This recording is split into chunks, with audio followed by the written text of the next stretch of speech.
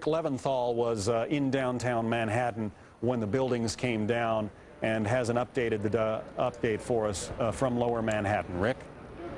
Well, John, we're on Church Street at Reed Street, for those of you familiar with Lower Manhattan, just a few blocks away from World Trade.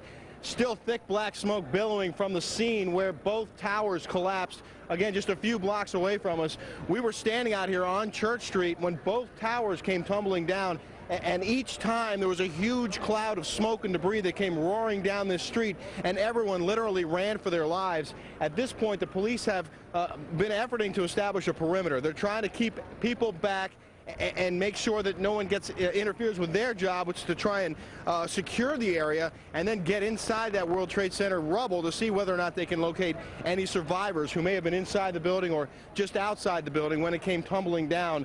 We want to bring in Mark Walsh, who's a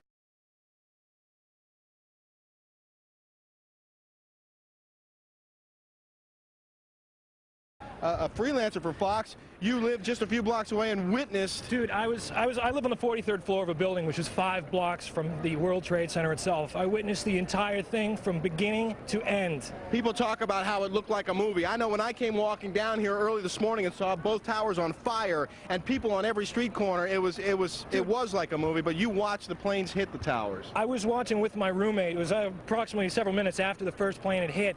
I saw this plane come out of nowhere and just ream right into the side of the Twin Tower, exploding through the other side.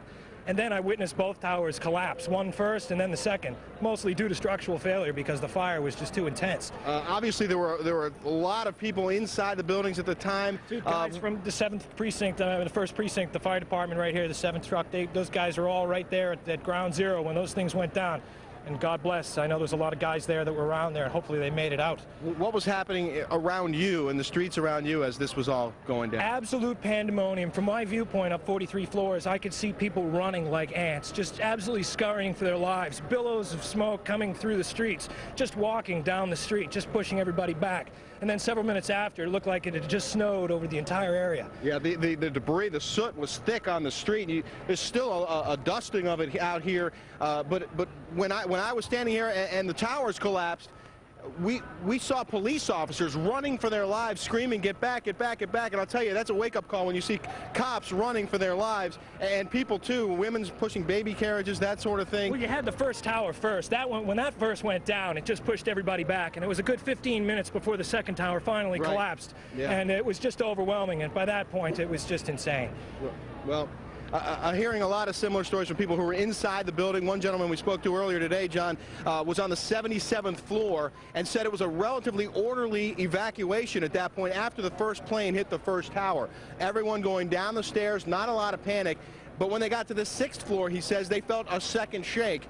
And then people started to really be concerned. Obviously, there were people in the building at the time of this, and some of those people, they haven't recovered them yet, and that's a big issue right now, is trying to get the rescue workers and the emergency crews to the building. There were police officers there and emergency crews there when this was all happening, and they were right at ground zero when it all went down. Can we talk to you? What's your role out here right now? I'm just standing by right now. Can't say what role I'm playing right now.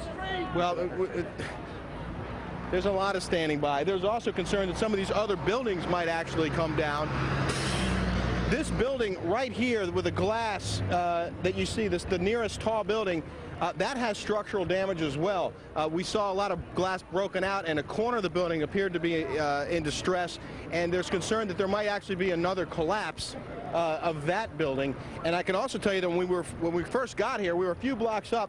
We could actually see debris from one of the planes on the street, a huge gear at one point, looked like a piece of an engine at another point. So that debris is still littering that area up there. They had roped it off with police tape, and they had FBI agents out there, and that was just before the first tower came tumbling down and everyone went running away. So there's evidence out here. There's a lot of work left to be done, and as you can imagine, the streets are a bit chaotic at this point. But I just want to show you one drastic difference looking north as opposed to looking south.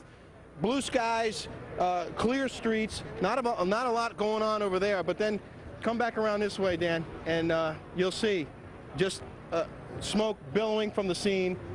Still obviously a major disaster waiting to be cleaned up. Back to you, John. All right, Rick Leventhal in Lower Manhattan, thank you very much. A dark day in America, September 11th, 2001.